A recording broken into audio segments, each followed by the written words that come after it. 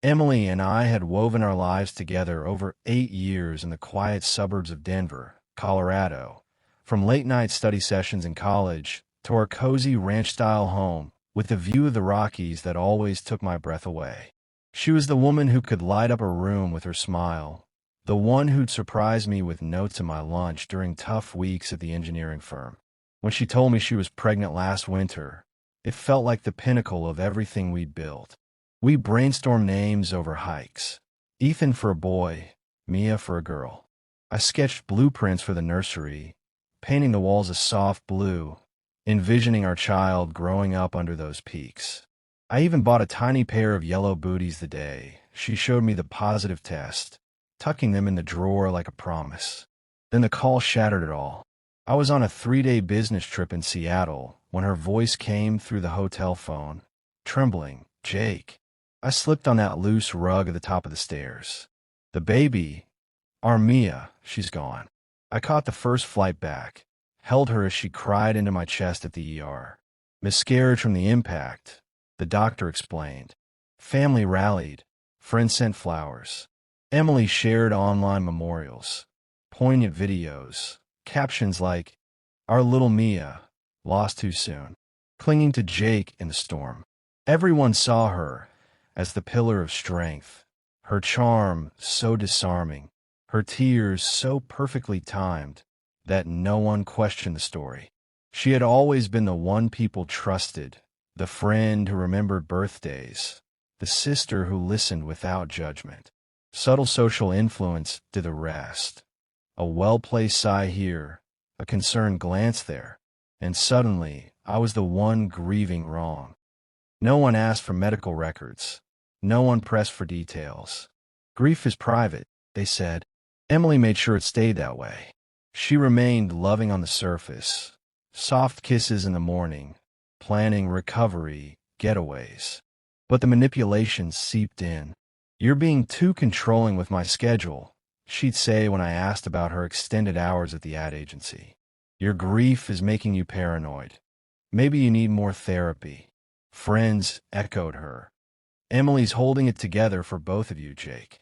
Don't push her away." Family suggested I was unstable, grieving too intensely. Her posts subtly framed me as distant, grateful for love while he wrestles his demons alone. I felt suffocated, isolated, like the world had tilted against me. The grief fog descended heavy. Every time I managed to smile, at a joke on TV or a memory of us, she'd glance at the empty hallway and sigh deeply. "Mia would have loved that," she'd murmur, eyes welling. She didn't just erase our child. She made sure I felt responsible for the silence, like my failure to fix the rug had sealed our fate. Nights became endless. She'd keep me up with late talks about what-ifs, replaying the fall until I was drained, then act concerned when I was exhausted the next day. "You're not sleeping enough, Jake. Grief does that." She forged notes from doctor visits she claimed I'd forgotten, suggesting I see a therapist for emotional exhaustion. The constant guilt-tripping and social isolation wore me down. Friends expressing concern over me, appointments mysteriously canceled in my name, keys disappearing only to turn up later. Altered messages on my phone made me look obsessive. Hints of Alex's role slipped in casual mentions she'd later deny. I started doubting myself. The mental toll of her gaslighting as crushing as any loss. What if she's hiding more than I think? What was she really planning behind that smile? Money slipped away in small, deniable drips. Separate accounts in her name. $300 here for therapy copays, $500 for recovery books, $400 for memorial keepsakes. Small transfers to shell apps like Venmo or PayPal, disguised as charity donations. Banks didn't flag them. They were too minor, too frequent to raise alarms. When I noticed gaps, she'd cry, "You're turning this into something it's not. Don't you trust me after everything?" Small things for the nursery appeared. Tiny booties, a stuffed bear she'd buy on impulse for healing, only to disappear days later. I started doubting my sanity, wondering if grief was inducing some early break from reality. For months in, the truth pierced the fog. I was backing up old work files to the shared cloud. Routine, nothing special, when hidden folders surfaced. Clinic records from a discreet women's center in Boulder. Not the ER. Elective abortion, dated exactly on the day I left for that Seattle trip. Paid in cash. Emails to Alex, her mentor at the agency, the man I trusted enough to seek advice from on supporting her through the grief. "I'm doing it today while Jake's away," she wrote. Perfect timing for us.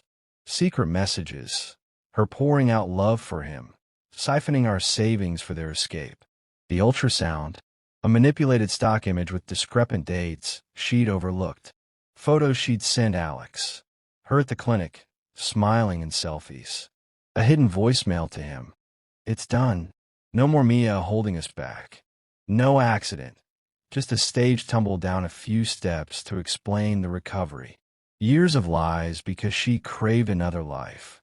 But even in her villainy, she wasn't flawless. Texts showed fleeting self-doubt. What if Jake finds out? Am I really this person? Slips that made her real, her cruelty darker because it wasn't cold calculation alone. It was chosen despite the cracks. My blood ran cold, but anger didn't surge.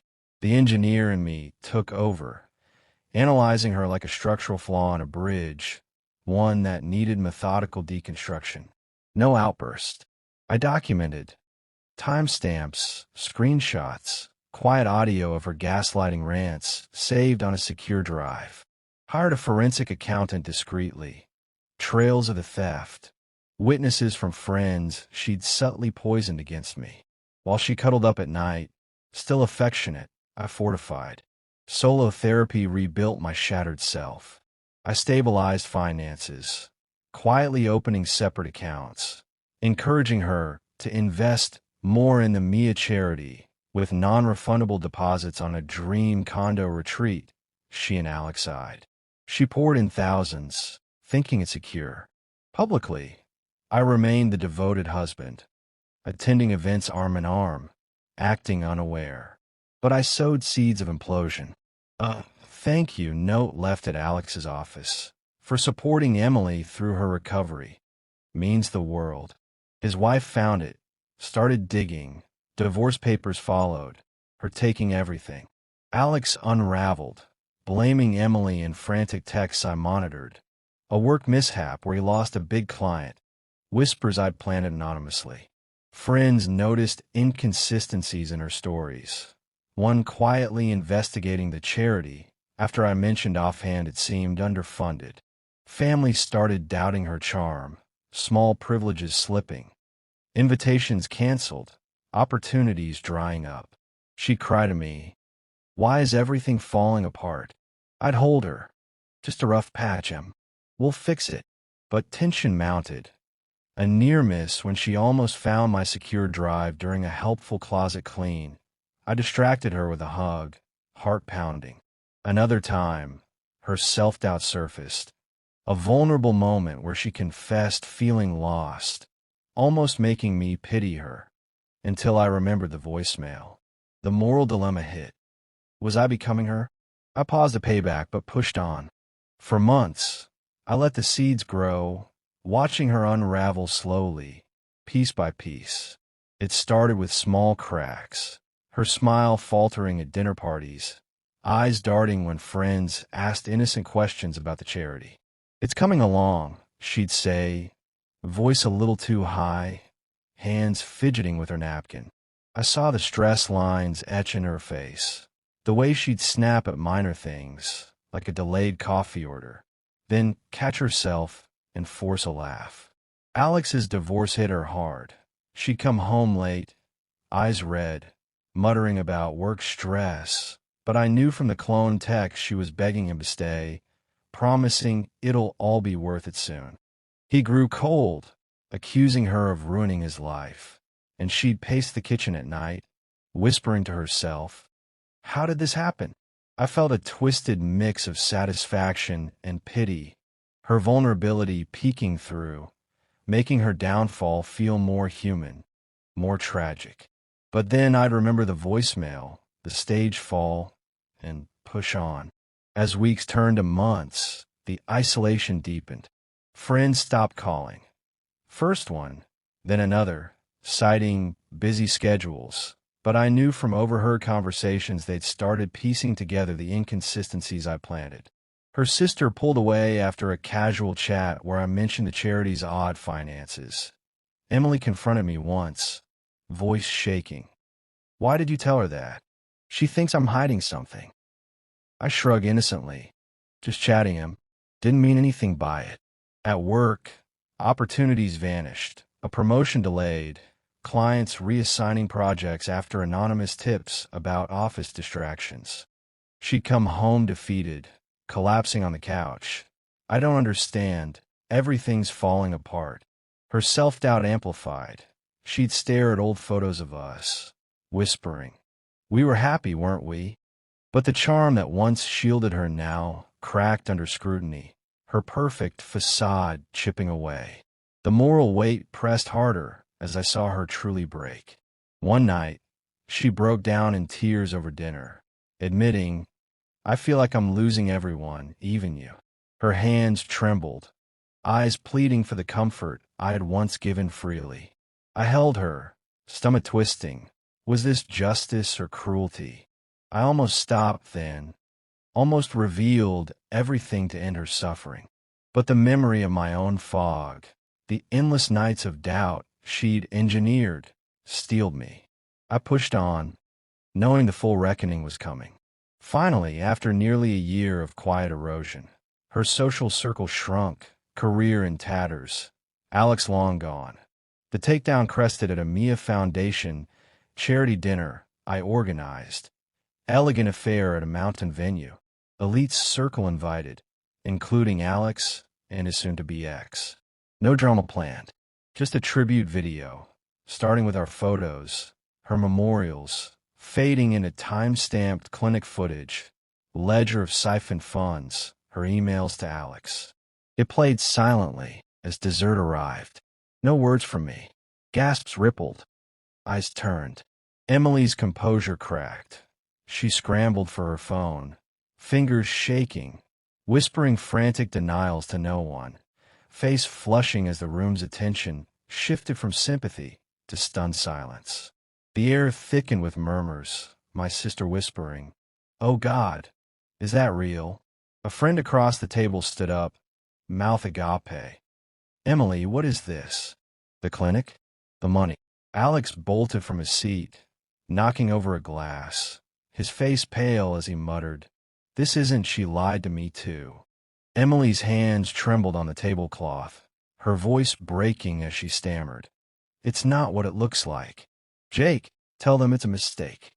Her body shuddered, shoulders heaving with suppressed sobs, eyes darting wildly like a trapped animal. Whispers escalated to open talk. She faked the miscarriage. And the charity. Poor Jake. He must have been devastated. How could she do this to him? The room buzzed with shock, phones coming out to capture the moment, her carefully built facade crumbling in real time.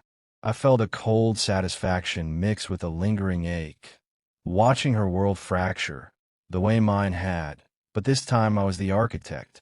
Her charm, once unbreakable, now looked like desperation.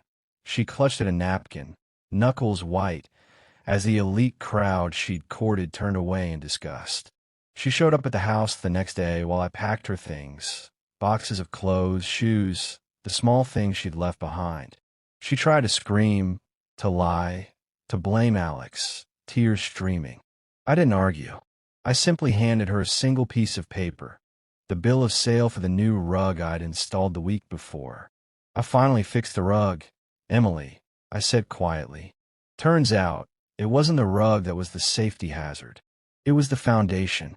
She stared at me, her mouth working but no sound coming out. A glitch in the machine. I watched her realization dawn, that I hadn't been her victim for months.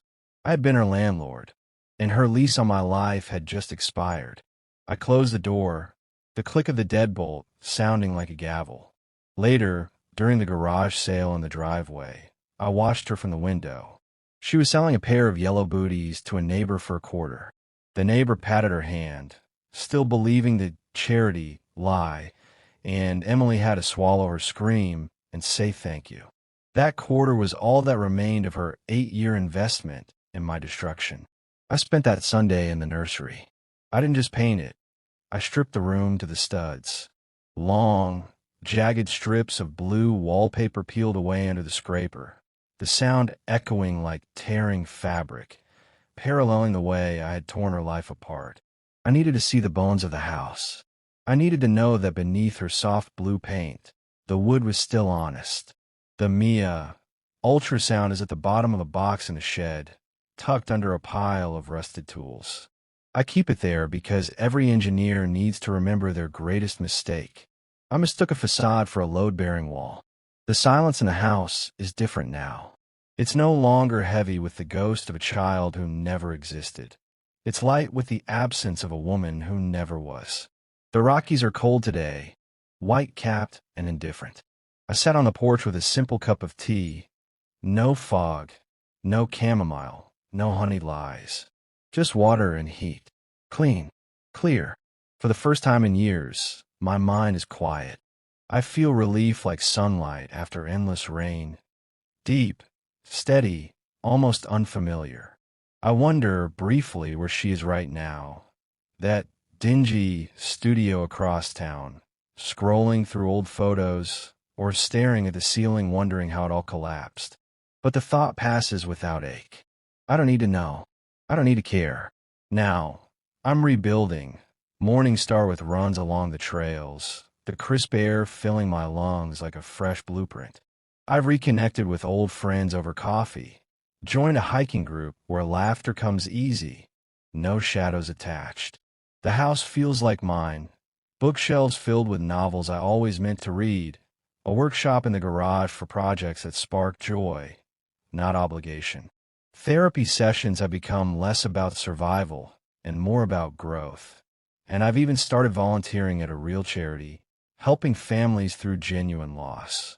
The scars are there, faint lines on the foundation, but they're proof of strength, not weakness. Life isn't perfect. Nights can still echo with old doubts. But each day is a step into light, a new beginning where trust is earned, not assumed, and freedom is the only promise I need. And the divorce? It was the final severance, drawn out over months of quiet legal battles. I filed citing irreconcilable differences and fraud, the evidence from my documentation sealing her fate. She fought at first, her lawyer arguing emotional distress on her side, but the clinic records and financial trails were undeniable. Court dates dragged, her appearing thinner, more hollow each time, whispering pleas across the room. "Jake, we can fix this, please." The judge awarded me the house, restitution for the siphoned funds, and no alimony. Her debts from the lost condo deposit and ruined career left her scrambling. Signing the papers felt like exhaling a breath I'd held for years, the ink drying on a chapter closed. No fireworks, just the steady click of moving forward. The hardest part wasn't learning that she never loved me. It was realizing that, for the first time in 8 years, I finally didn't have to care why. And that freedom, it tastes better than anything she ever promised.